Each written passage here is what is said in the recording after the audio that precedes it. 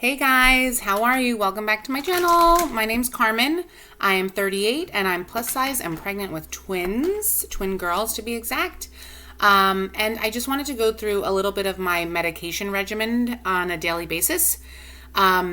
Before I do that though, I am at a point where my iron was extremely low and they wanted me to do iron pills, but another doctor said that probably wouldn't be enough, so I am now doing iron infusions where it's twice a week and it's just a total of 5 sessions, and then they're going to do blood work and see how that looks, how the iron levels look from there, and then we'll take it from there. But the iron infusions, I go to this like infusion center where there's other people doing like chemotherapy. There's other pregnant women who are very iron deficient and they do these infusions. And at first I was very scared, but I go there for like an hour. They hook you up. They find a vein. They put an IV, and saline in an iron bag. And it's like an hour, maybe hour, 30 minutes by the time it's all hooked up and then you're hooked off and stuff like that. They give you snacks and a little, like you have a recliner. It's nice. And they're very great people, at my hospital. So that's one thing though. That was like, oh, okay. Something else. Yeah, but also, so yeah, now I'm going to go into like my daily kind of medications. As soon as I wake up, I take my blood sugars. I check them. It's supposed to be under 90. And I have this One Touch Vario Reflect, where basically I prick my finger with this and prick it, and then I take a test strip out. Not going to do all that, but you guys get the gist. And I test it. As long as it's under 90, we're good. With that being said, what I've been doing for the past like 2 months is I am on insulin because it wasn't being managed or controlled with just diet alone. And my doctors, the diabetes counselor said, Carmen, it's nothing at this point that you can do. You are carrying twins. I've also had gestational diabetes with my first daughter, who's 5 now. So insulin, here we go. And then, so what I do at night, just to kind of go forward, is I have my Levemir Flex Pen. And initially it started at 10 units. I would just crank this up to 10. At this point, though, they increased it to 12, and now I'm at 14. It's not bad, though. Like, I'm not at a crazy high number. And 14 I've been pretty stable at for the past probably like 5-6 weeks, which is great. Initially, I was doing the injection in my thigh. You can do it in your thigh or your buttocks, I believe. But I found if I do it in my stomach, like if I take a fatty part of the side of my stomach, obviously I'm not just like putting it in the front of my stomach. It's a small needle though. It's not too crazy. That has helped, I guess, the location maybe. So girls, if you're on insulin and you're like, oh, this isn't controlled, just try your stomach, even though it can be a little daunting at first. I'm just going to show you. Oh, it takes a minute to get up. And this is like the side of my belly. Forgive these straps. And I'll just kind of lift, and the babies are here, all like lower. So I kind of just take a little fat and I do my injection there. And that's been working great, to be totally honest.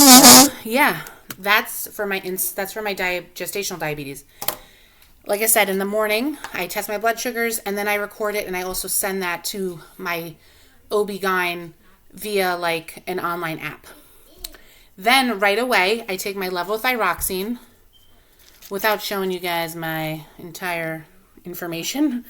It's 25 mcgs, and I just take one because I had thyroid issues, hypo or hyperthyroidism, I can't remember, but same thing with my first pregnancy.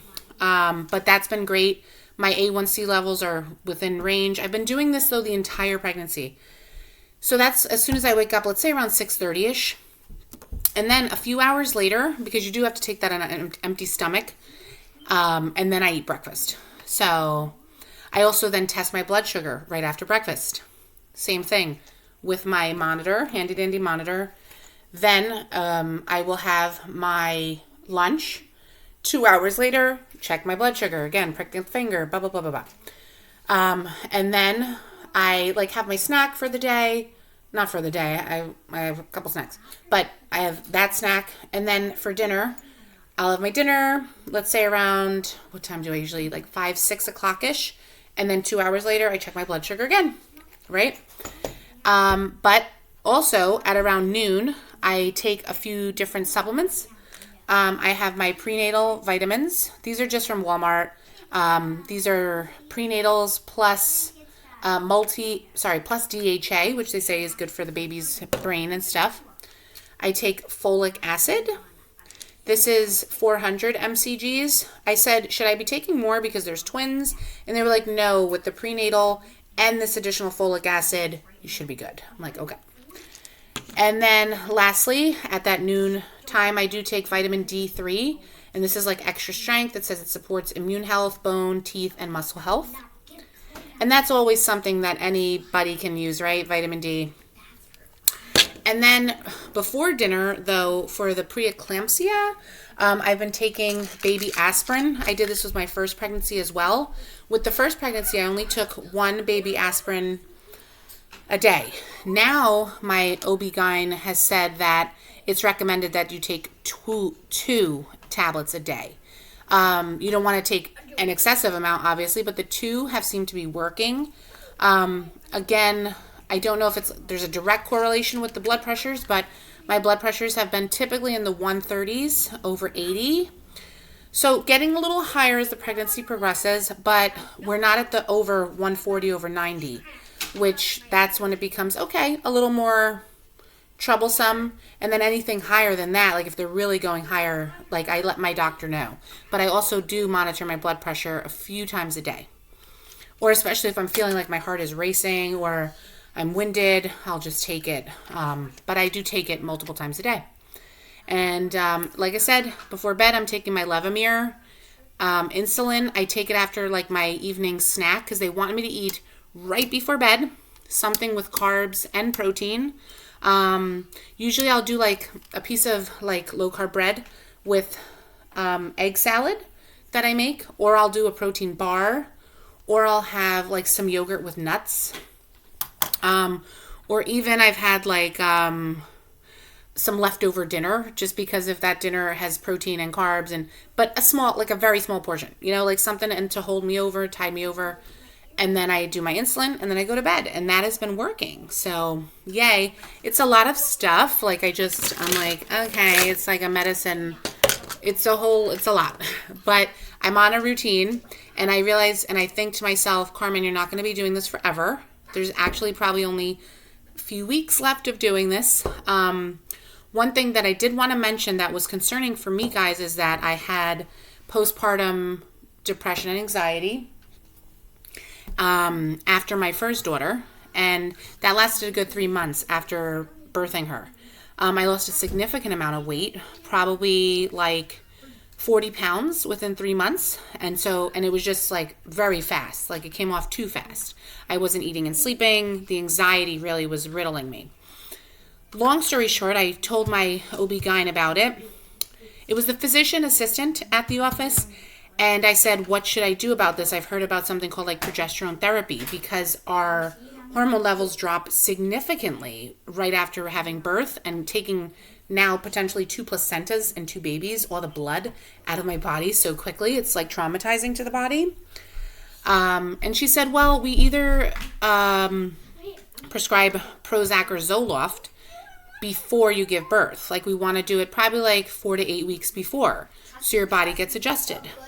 I did not feel comfortable with that. I was prescribed that from a psychiatrist from the first pregnancy, after giving birth, and just getting to that adjusted place while trying to raise a baby. And then now just with all the things I'm going through and being pregnant, I don't want to necessarily go to those drugs if I don't have to yet. If I have to, then I will, of course, if it gets to that place. But for now, what I'm looking into is progesterone pills and just taking them orally. There's also like a natural, like more holistic doctor that potentially she works with like postpartum moms in postpartum, and they've been pretty successful with it. So I'll let you guys know about that, how that goes also. But again, I'm going to wait and see after they do blood work. Hold on, anybody. Sorry, guys. But anywho, I'm going to end that video now because it's almost at the 10-minute mark. And, you know, I like shorter videos, so I get it. And thank you for watching. If you have any questions or if you want to sort of, you know, contribute and help other moms who might be watching, let us know. Put it in the comments. I would love to comment back. It's a community, right? This is all what YouTube's about and why I'm sharing the videos. To help other moms, to help myself, etc., right? It's all give and take. But have a blessed day, guys. Love ya. Have a good day. Till the next one. Bye.